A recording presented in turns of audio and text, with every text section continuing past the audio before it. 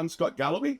Some of you might know me if you're very old, but most of you won't. I have been a developer for 30 years now, almost exactly this year. And for 5 years I worked at Microsoft, including on the SPNet team as a PM. For the last 15 years, I've been freelancing, helping startups sort out problems with systems, helping build teams.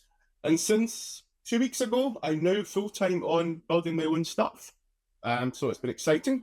So let me give you a brief introduction of what I'm doing, and I'll explain why it's a bit odd. As Sean said, I like odd stuff. So the title is a bit weird, as is my brand, from M-dash to Voight-Kampff. So everyone knows M-dash now, and M-dashes are a weird 19th century typing typesetters technique to separate words. AI loves it. Voight-Kampff is the weird thing for detecting Nexus 6 robots in Blade Runner. I promise I will connect the two before this is over.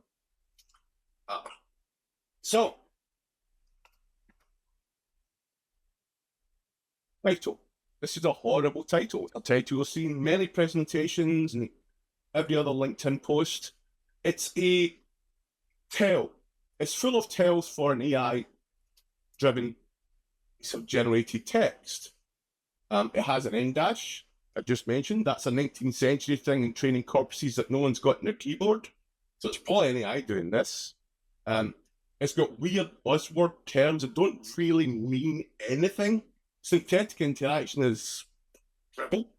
Signal-driven framework, that actually does make sense, you'll find out soon, but it's just nonsense. So this is a classic example. You have applied inference on this sentence. You've looked at this sentence, you've said, based on what I know about text and generated text, this piece of text is probably AI generated. That's an inference based on evidence you've perceived in the text. If there was a spelling mistake, it might be a negative inference. You might think it's more likely to be human. If there's a spelling mistake, AI don't make spelling mistakes. But it's not proof. And that lack of proof is a false positive. So we're going to cover how we get to the point where we can detect AI from humans and avoid false positives. Now the problem, I tend to rush, I'll be slowing myself down deliberately, I apologise. The problem is that most traffic on the internet now is bot traffic. It's not human at all. I've noticed this is for HTML content, and it's very recent. It's from Cloudflare. I've got you at the bottom, but it's from Cloudflare. This shows that for HTML pages, this is content. This isn't back-end API calls or anything. This is the content in web pages. And this is a fairly recent phenomenon where humans are outweighed by bots, which are scrapers, generally. They're scraping content from HTML presented pages. People have very little visibility of these. If you use Cloudflare and pay for their bot analysis tools, you will have some visibility, but most people don't even see that traffic exists. They have no idea. So this is the challenge. It used to be bots pretty easy to spot, right? They had user agents. They say, I'm a bot, right? They have an IP address they tend to come from all the time. These are what we call identity-based cues. So they're saying, I am a bot, I'm from this place. Now, what you'd also get is these scripted bots, which maybe rotate their user agent. They might pretend to be someone else to try and scrape content surreptitiously. The risk for these level 1 bots is pretty low. These are the tools, Uptime, Kuma, your ping checkers, basic content scrapers for getting like news stories from news sites. They've been around since the dawn of the internet, really. They're not new. And on top of that, you've got the price scrapers. These tend to become commercially risky because if a price scraper can scrape all your content off your e-commerce site and present it on their site, and you lose traffic, you might have markups presented. It's probably a dishonest thing to do. So you're trying to avoid those people getting there. Now again, most of the time they're honest. Most of the time you can block them using UAs, or you can just look at someone doing a dumb ping every 10 minutes on a specific endpoint. They're pretty simple to block. Now you're getting into the tricky part, headless browsers. So we all use them. I use Playwright constantly for agentic UI loops, and I use my tools for UI work. They're fantastic. You can make it look like a real browser.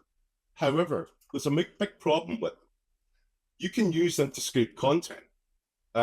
Many scrapers would detect them. These are UA and IP scrapers. So if you're running OpenClaw on your machine, running through Playwright scraping content, most of them, existing ones, wouldn't detect that because it's too sparse, it's too human-like, it's direct to act like a human to get to the content. That's how people use headless browsers, and that's become something even worse, which is called stealth browsers. Now, hopefully most of you aren't aware of these. Some of you might be. They're designed for dishonest use. So they have bot evasion systems, things like reCAPTCHA solvers, quite complex systems. Now they have even things like patched JavaScript runners. So you can't even detect the subtle JavaScript variations. And this is actually made worse by browser manufacturers who are trying to avoid fingerprinting. That's being able to tell one browser across multiple sites based on a fingerprint of the client-side behavior, like fingerprint JS, bot-D, these kind of things. They look for client-side behaviors which browser manufacturers are now trying to mask to prevent that fingerprint tracking being used for nefarious purposes like audience segmentation, selling stuff, influencing opinions, that kind of nefarious aspect, which means that it's actually harder to detect humans versus bots because the browser manufacturers deliberately make it harder for good reason. And then you've got level 5, which are the new category which no one can block yet. Well, almost no one. These are browsers driven specifically to mimic humans. In fact, many of these operate by literally recording a human session. They're applying variations within the timing structure to make it feel more human. Incredibly hard to detect, incredibly hard to block, and even harder not to falsely block humans, because they're looking so much like a human that they start to overlap with those characteristics. So, a few of the competitors. Cloak Browser, it's a classic one. It's a one you can just download. They've patched Playwright. They've tweaked it to make it pass most bot detection systems. It'll pass most CAPTCHA systems. Of course, CAPTCHA made a rod for their own back, because a reCAPTCHA is actually a training mechanism for LLMs. So if you use LLMs, you can now defeat them because they were designed to defeat them. Very odd. And there's all sorts of scrape lists, bypass detection, articles popping up constantly. Because this information is now valuable to LLMs, if you can ingest knowledge from a different site into your knowledge base, you never have to visit the site again. So that's the risk. Your information is now presented by someone else as their own, without any attribution, because they've scraped your site automatically, and you can't block it. So here's the trend. There's a very text-dense slide, I apologize. There's just a lot of them. So this is kind of the point I'm trying to make. There's so many different ways to try and avoid this happening. The problem is they all come with trade-offs, and none of them are that effective against everyone. So you start with fail to ban. This is the classic for SSH on your machine. I just put this as an example. It's just a simple, easy to install model. You install it, you point it at your socks, and it will start to ban any 404s or false requests against SSH logins. So it will say, this person failed to log in 5 times, block their IP address, cool, move on. Or log-based banning. That's where you run an analysis later and things like CrowdSec do this, and it analyzes your traffic for statistical anomalies and then identifies which are anomalous, and in future it'll block IPs, UAs, some other behaviors like headers. It kind of work, but they are cheap, super cheap, simple, but always after the fact. Then you've got WAFs, Web Application Firewalls. There's a lot of these. A ton of these, in fact. There's a whole bunch of free ones you can go and find. They all operate basically in the same concepts. So one, some of them have request status handling, like 404s, 502s, all these kind of things to indicate this is hitting a URL which isn't actually real. But most of them download lists of exploits. Who's hitting where? Why are they hitting it? So blocks them in line, fast and cheap, but only if you know what the attacker's going to do. So only for attacks that have been seen before that exist in these weird lists, and you can actually use that data. So they're good, they're effective, but only after the fact. They won't protect you from novel threats. Rate limiting, not really bot protection. This is a mechanism to actually control the impact. So typically a bot is trying to get as much information from your site as quickly as possible. So rate limiting can actually be a good strategy to actually prevent them extracting as much data as they want. DDoS protection. Again, this is only really done by the big boys who run cloud protection systems because it's extremely costly to do anywhere else. Once it's past your first edge layer, you're then taking the hit for data protection. So it can be very expensive. You've heard the horror stories of the cloud service get DDoS that cost you £5,000 a day. That's what these kind of things are looking for. And that's how they can sell it. That's why it's expensive, because it protects you against an expensive threat, which is your site going down or to get performance for humans. Fraud and risk. These are the more enterprising big boys. Banks will run these. Financial institutions run these. When they get requests, they will analyze the data in the request, the type of request, the origin, all these kind of things to look for patterns of typical fraud. They're generally paranoid. They will trip the slightest instance, and you'll get an email from your bank saying your £10,000 deposit has been delayed because they have to do a fraud investigation. That's what trips these. Device fingerprinting, mentioned it before. Device fingerprinting is interesting. It's simplest to do. So you run a bit of JavaScript on a browser, right? It exercises that JavaScript engine to make sure it behaves like a human, a real browser's JavaScript engine. You see the problem. The problem is that you're running on a JavaScript engine which the attacker potentially controls. And I just mentioned before, you can get cloak browsers which now patch the JavaScript engine directly. Now, there's advanced techniques like using web GPU to analyze memory timing, etc. But these are being patched constantly by browser manufacturers. These are these fingerprints that cross sites. They hate them for good reason. So they're difficult. You can evade them pretty quickly, and privacy-wise, they're a bit of a nightmare. Once you get a fingerprint, GS, whatever, signature, another site can get your signature and you can compare the two. That's a privacy concern. Once that information is transferable, you're trackable. So that's what the manufacturers are trying to avoid. SEM, observability, Splunk, Datadog, Sentinel. Again, these are the big, you'll suck in all your data, we'll look at it all, we'll process all of it to make for anomalies and block attackers and certain types of requests. Works. Super expensive because you're generally paying for terabytes of data in a very large site and you're analyzing over that, so it becomes extremely expensive. You can't avoid it though because the systems currently necessitate that from novel threats. If you don't know who the attacker looks like, you have to find that out. The only way to find that out is by analyzing lots of data and custom glue. So we've all done these. A little bit of ASP.NET codes, which blocks certain attackers from certain IP addresses, geodetection, all these things. We've all done it. All seems very free when you do it, but then maintainability becomes a nightmare. And it starts blocking your legitimate human customers, becomes a commerce. And as you see, these are only effective up to level 3. And the last ones aren't effective at all, really, in some types, which are headless browsers, because they're too close to human. Again, it's this false positive thing. Especially with reCAPTCHA. Most people get annoyed by reCAPTCHA aren't machines. They're the humans trying to use your site. So you're actually giving friction for your most valuable users to prevent your least valuable ones. It's a strange trade-off.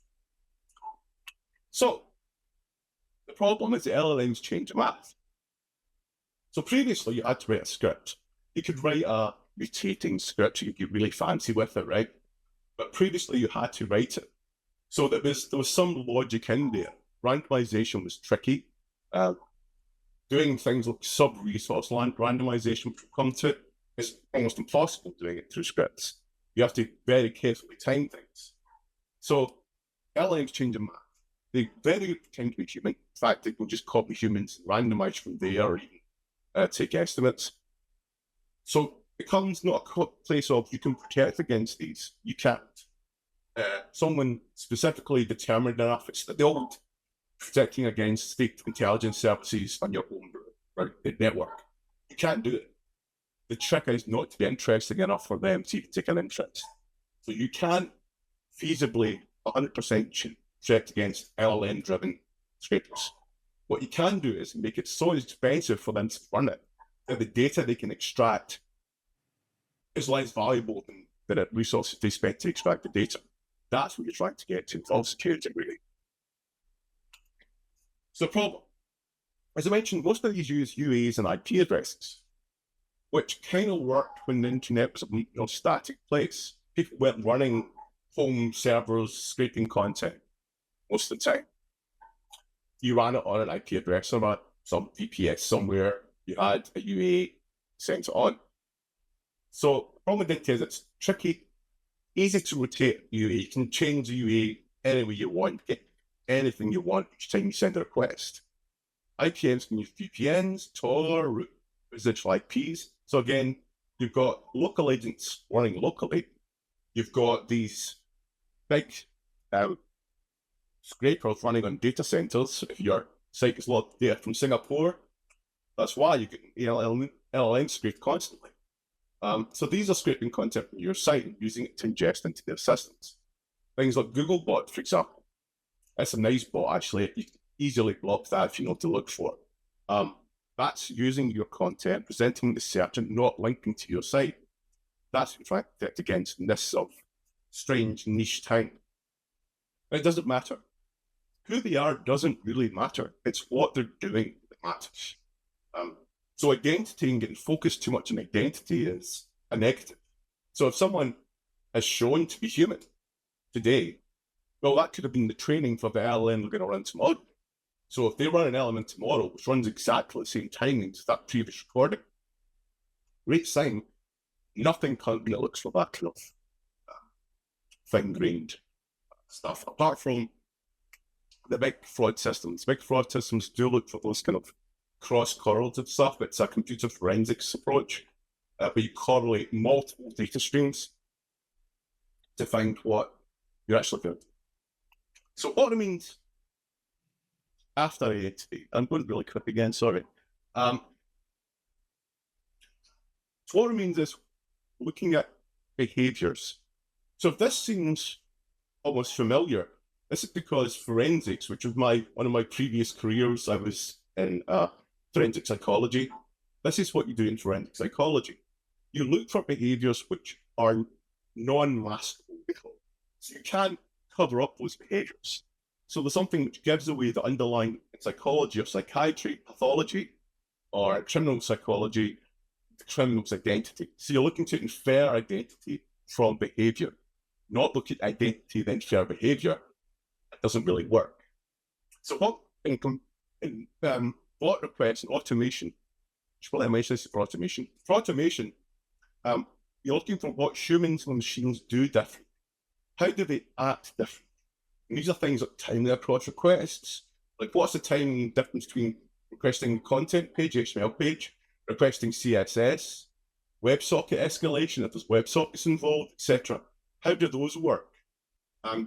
What proportions of different request types happen for bots versus humans? What the caching behavior is like, hard to simulate unless you're a weird developer like me, where it turns off the cache in your browser. Most of the time, humans have pre-warmed caches.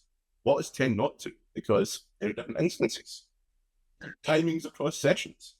As mentioned before, you can record an LLM one day, you can record that behavior, play it back the next. That's the tell. The tell is that the LLM will now play it back, probably at regular intervals at fixed times. That's unusual. Humans don't do that. We don't set our alarm or watches to actually go and scrape prices and stuff. That's a good tell for bots. Request status responsiveness.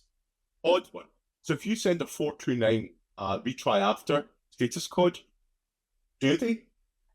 Do they actually wait? Do they wait at appropriate time? Or do they just wait a random time? That's actually quite hard to script, quite hard to simulate, so it's a good tell. And what I won't get into here, but I've got a whole blog series on all this stuff, Markov chains. So these are using ML techniques, Markov chains, Leiden communities, Mahalaba, Nobis distance, I can never say. You can use these techniques to actually start to identify how behavioral chains and behavioral structures change over time, which is quite cool. So that's what I built. I started building about a year ago, looking at this problem, trying to work out how would you detect bots when LLMs are driving these bots. So it's a free open source currently. I believe that security products being open source is a good thing. You can go and look at the code. It's literally all on my blog, just all on my GitHub, just go and play with it, have a look. All open. Free and open source, real time, super important. You notice a lot of those things are like 50 milliseconds, 100 milliseconds. That's fine if you're only using it once in a while for really important pages. If you want to use it everywhere, you want it to be virtually unnoticeable. You want it to be just work. AOT, dotnet, so I'm not very dotnet currently, but AOT, it's all built as really compact AOT containers. First version uses SQLite, which is an interesting challenge. I've got an article on the blog again about AOT and SQLite. But it's used that way for very low friction. You can literally Choco install StyloBot or Brew install StyloBot, and it just works, sets up and works. Nothing to install. Commercially, when it'll come later, we're actually trying to get paid for doing this.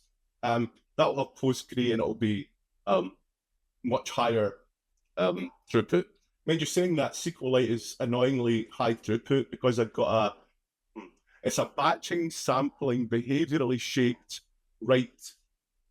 single write thing using my ephemeral framework. So you can make it work. I've tested up to 400 requests a second on a Raspberry Pi, so it's pretty good. And I've got a whole bunch of different deployment mechanisms because I was trying to think about the technologies.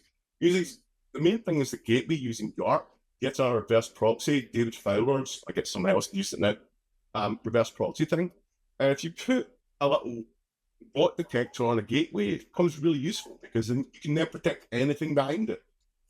So it can redirect traffic, it can stealth throttle requests, etc. It can do all sorts of really cool stuff around traffic shaping. And then there's going to middleware. So we can actually look at the middleware. Hold on, let just see if my OBS is up to it.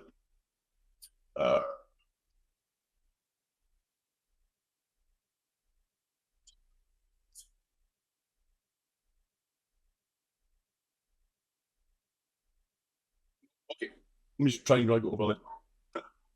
Okay, so this is a little thing. You can actually go look at it right now. It's aspnetstaging.stylobot.net. And this is the middleware I just mentioned before. This is using there's no gateway here, it's just direct to the middleware. And this then lets you see how this works. What StyloBot allows, really at a basic level, is control of who can access content.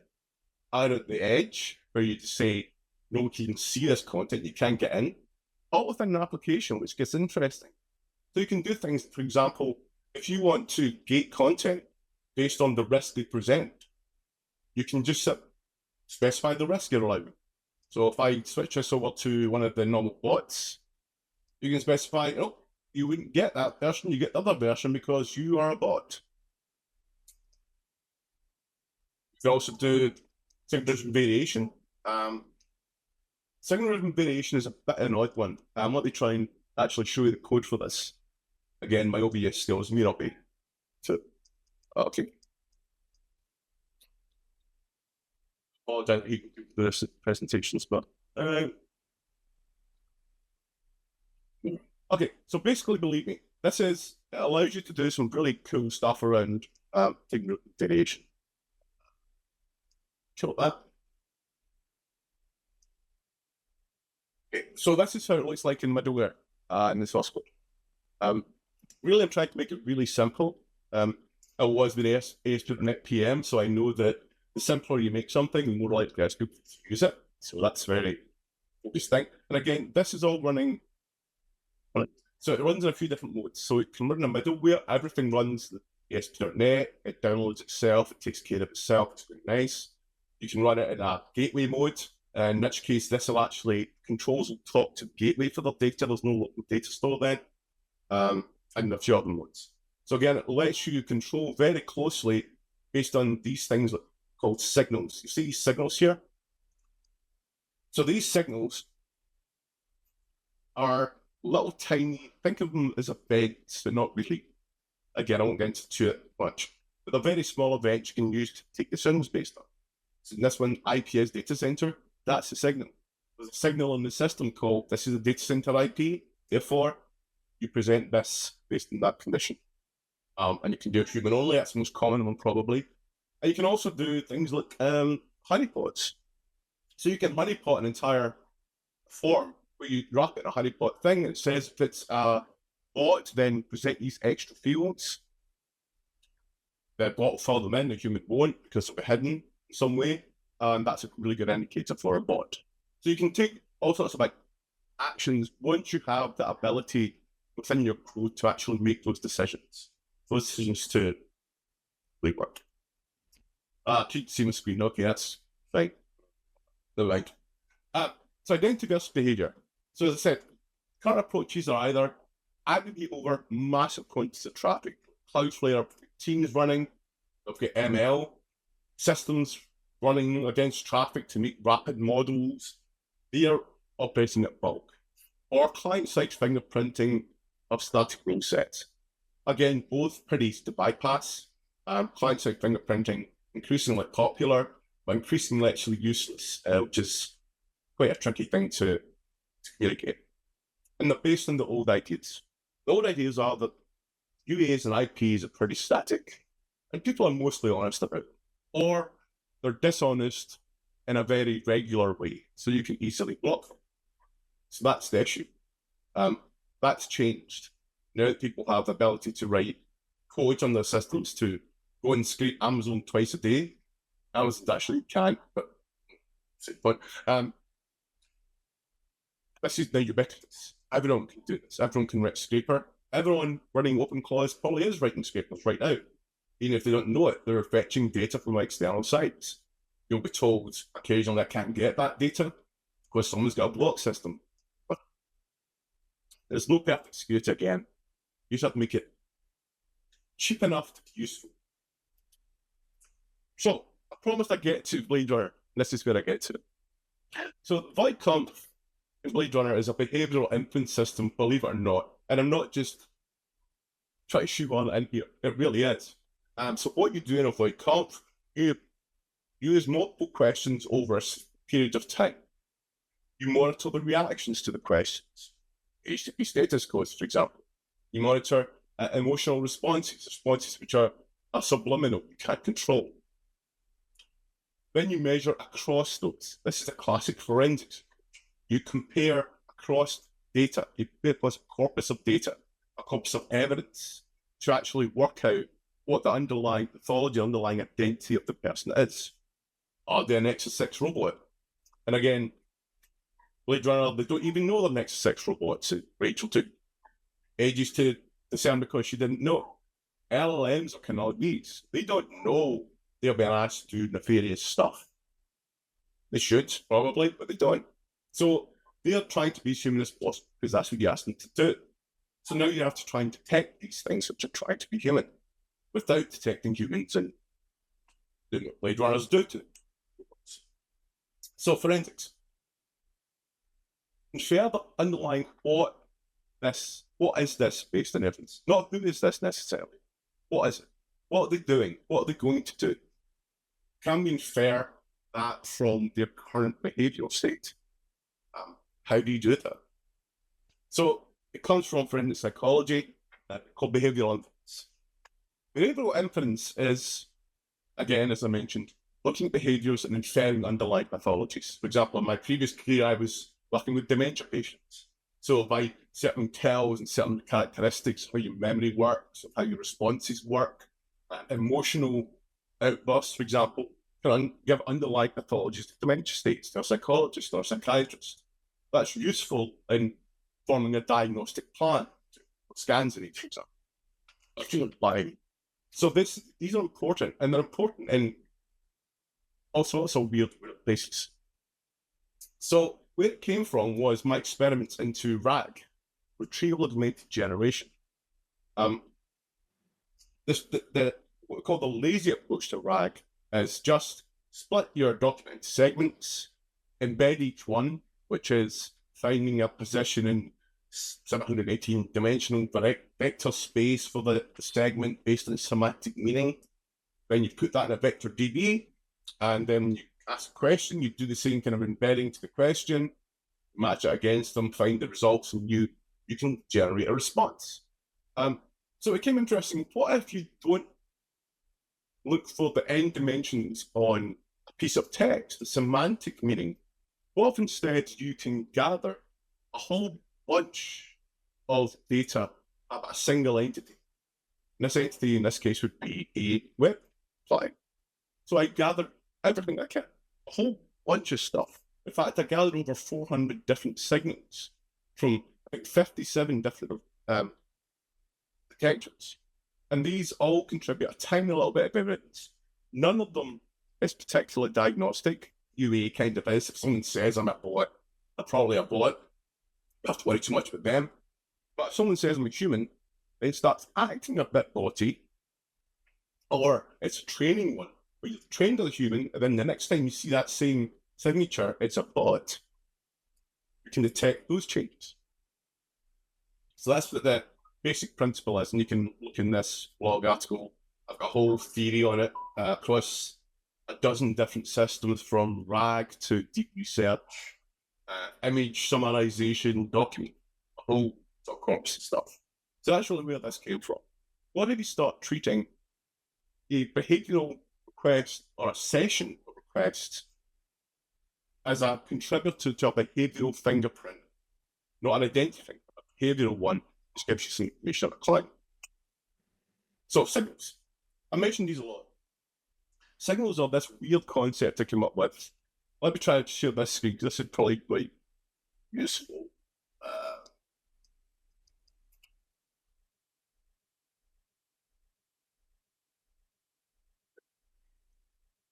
I'll get to it right quick. I'm sorry, it's terrible etiquette, but rather than actually just take you through all this and give you intense detail how all this stuff works, I'm an old school blogger, so when I work in something, I write about it. So everything I've been thinking about is all here. So you go and read it all anything you want. Signals are essentially very small items. They don't do anything. They're not events. They're not saying, this happened, you should do this. That's not what a signal is. It's, you never implicitly trigger anything. On signals local, so you can see on a signal happening in a signal sync, local to the atom. So the atom is, think of that as the execution entity. It owns its signal space, and it can drop out of the ephemeral window anytime it wants. I won't go into it again, but it's quite cool, I think. Find only facts, bounded, read. Observers read signals, they don't write them. So the atom can write signals, nothing else can. An event-like behavior is a layer, not a primitive. So you can use them for events. They're not tied to events. That's not what their purpose is. They're just, here's something interesting about this thing, right? And once you've got lots and lots of here's something interesting about this thing, you can start to build an inference layer over the top of that. So I'll show you the actual site. It'll be easier. Show this again.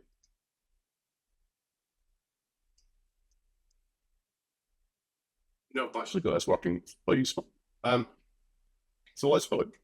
You can see, if I look at my request, this is all the signals I currently have for this request. Now, notice there's not all of them. There's no 400 here. That's because it didn't read them. Because it's already classified me as very low. So we have a thing called an escalating blackboard wave parallelism model, which basically you only run what you need. From ML people, that's what we call adaptive computation. So you work out how much effort you need to spend to reach a threshold level. In this case, it reached confidence that I'm not a bot. Quickly enough, that I only need to have these things. And these are all the ones that just gather. So you get things HTTP, HTTP2, HTTP3, you have different entries, you get headers. All these things change for every client. They're not identity based. So I don't know if this was me. I couldn't know if this was you with a similar browser acting in a similar way, because that's the important thing, not identity behavior. And so one of the things with making this system is to make this complex a system. It has 400 contributors. And you probably can't see this, but it's impossible to get a figure like that. Well, Chrome does that. So these are the contributors. These are all little tiny bits of code. They're not complex. Little bits of code which say, look for this particular piece of behavior. If you see it, emit a signal saying you saw it. That's it. No decisions there. It's just setting a threshold. It's got weights applied to them. So each weight tells you how important this signal is, and you can tune that quite closely. So when I run the site, as through before, that's actually collecting signals from real scrapers. So you'll see occasionally I'll post on LinkedIn or Mastodon that a URL, usually for a tunnel. And the reason I'm doing that is because I can gather that information, that data, and these zero PII anonymous fingerprints to use it to tune the system further. Because the more live data I see, the more it tunes. So it comes about the shape. This sounds odd. So when you're talking about web requests, what do you mean shape? How can you have a shape? Well, they have a shape because they really do have a shape. Here's a shape. Now, my detection is knackered because I run test code. So let's refresh it. So, so I'm running test code against it currently, so I'm knackered. This is literally the shape. This is looking at all the signals. We can then form a projection off of these dimensions. Remember, we've made a shape. It's a very complex shape of 400 different items with 400 different values, some 0.95, 0.32. So that gives us a shape of the corresponding item. So we now understand that. We can project off of that shape. We give a sort of low resolution version, low resolution picture of that shape. And that's this. And then we can compare these to other shapes we've seen before. And we can work out, are they human? Are they a bot? All bots related typically. So this is a human, different shape, you notice, does different stuff. Actually has lower resolution, it's only one hit, and it's got more confidence. You'll see it's only 0.6 confidence, not that confident yet, it's only seen it once. So it can't really get enough information to tell it's definitely human or definitely a bot. So it doesn't try. So that's the concept. And it's very different to the other ones because they're all trying to look for filters. This isn't a filter, it's a threshold-based probability system. So centroids. It's a concept you've probably heard in ML. It's not really that weird. It's just, what does it look like? So you've got, imagine, for example, dogs. You probably get centroids for dogs. Big dogs, little dogs. You've got an idea of what a big dog and a little dog looks like. In fact, your memory has those ideas as well. So when you think of something, you're actually, part of your cognitive system is retrieving that memory based on the common thing about that thing. So you're opening coffee, and your memory is already sort of kept up to look for coffee-based items. That's a neuromorphic approach to centroids. And in StyloBot, it's a family of client behaviors. So Chrome desktop can be a centroid. Malicious scrapers can be centroids. AI bots are centroids. They're all different types of thing related to each other. So we use it currently to get starting points for annotation. So think of these are your roots. These are the, compared to this, what is this? That gives you that basic information about the starting point. Is it a bot? Is it malicious? Is it not? So can I make decisions on it? Is it safe? So what you'll get, as I just showed you, is you'll get a low confidence, a high score if one of these centroids is hit. This is a bot. I'm not confident about it. I haven't seen it enough to make that decision yet. But it's your choice because you've got access to these raw signals. You can literally say, based on these 5 weird random ones, I make decisions. Or you can base on, is it a bot or not? So it's pretty handy. So how do you do this? You just mentioned we have 57 separate contributors, little bits of code, each millisecond, 400 signals. These contribute to a blackboard. Now, the problem is 400 signals is a lot. As I mentioned, how do you get sub-millisecond for most requests? As you'll see in that one I just showed you, we'll have a little graph somewhere. So that's the one. Yeah, you have a little graph here. And you can see there's some weird behavior, right? So it picks up 110 milliseconds. This is StyloBot and the system responding. It's not just me. And it goes down to 0. This is actually a bug currently I'm working on. It's because it's going down to microseconds for these requests. And the reason it can do that is because it now knows who this is. It's seen them before. It has enough of a fingerprint to say, yeah, I know who this is. I'm pretty confident they're fine. So I don't need to do that effort ongoing to get to work on it. The architects are broken in this system. We know that currently. But this is also another interesting thing I mentioned before. A browser request isn't a browser request these days. A browser request has different archetypes.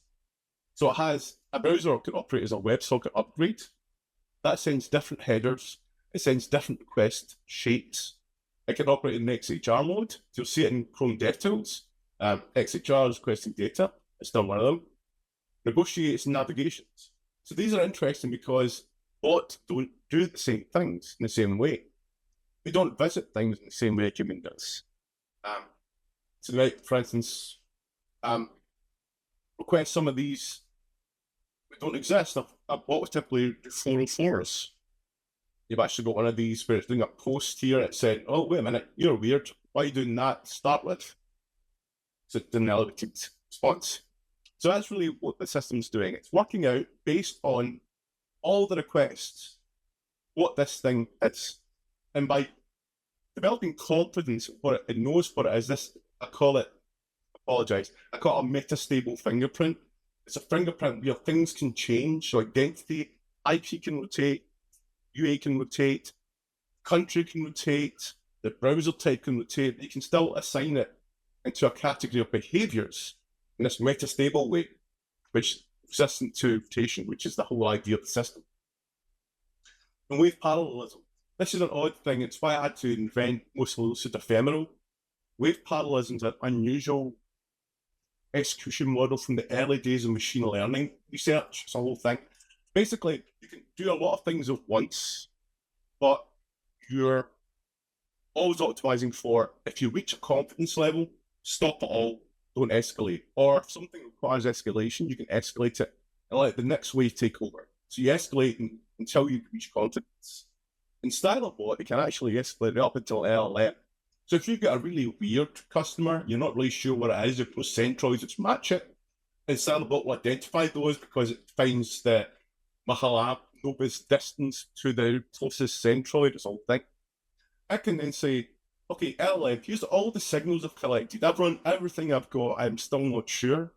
The LLM can then take that with the inference data and the descriptions of what each one means, because it does that automatically, and it can use that to make a decision.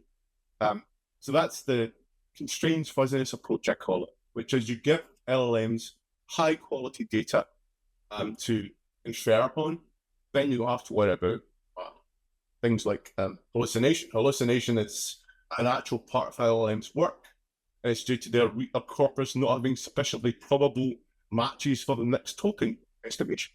That's just how LLMs work. So you constrain the space down to say, here's what I know about it from these deterministic detectors.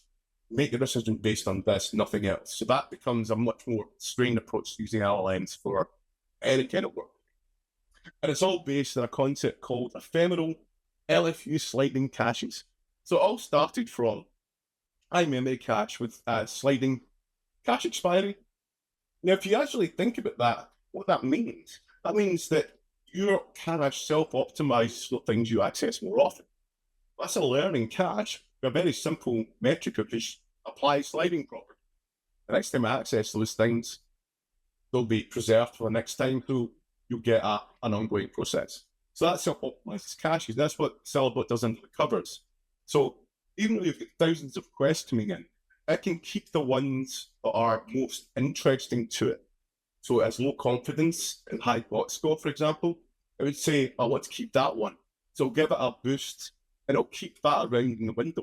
And what can happen is in the future, if you suddenly this triggers a bot, high probability, you can look back in your sliding window for all the ones that you had for that match to run more detailed examination. So that's how you avoid the whole, how do you do it without doing a log analysis? You do log analysis, it's just you very tightly constrain what's stored, and you make it self-adapting. So if you get under load, that sliding LFU cache will actually start to trim things it doesn't find interesting because they don't have a behaviorally shaped escalation path to keep them in scope. So that's how it basically does it. The code, agentic dogfooding is how it's been built. So I showed you those contributors. I don't have how to write agentic AI stuff yet. I'm still working it myself. I've built about 30 different systems using code LLMs, but I know that you have to simple patterns, things that you can't get wrong. If you're doing anything unusual, you have to be extremely careful it doesn't drift towards vanilla. If it doesn't drift towards the normative. Remember I mentioned before the probability and how code LLMs work?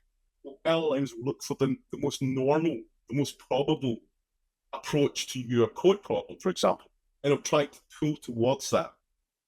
That's kind of dangerous. The skills from Sync Fusion are really useful there because they basically encode the architectural choices early. So I'll have more to write about it and I'll have more to rant about it, I dare say. It's interesting. It's a very large system. As I mentioned, it's got everything from Caddy, it's got Go, it's got sidecars, very multiple systems, but it's all internal dogfooding. So each part of the StyloBot system uses another part of the StyloBot system. The dashboard I showed you there, that's the UI pack for the StyloBot system. That before you can download it and run it, it uses HTMX with SignalR beacon architecture. So that's pretty useful. And why it's called StyloBot. This is Stylo. Stylo is my dog. He is the largest dog I've ever seen. However, he is extremely peaceful, and that's really the idea of StyloBot. It is to make StyloBot friendly, so it's not going to annoy your human customers, but to make it forceful. So if it doesn't want you to go somewhere, you ain't going there.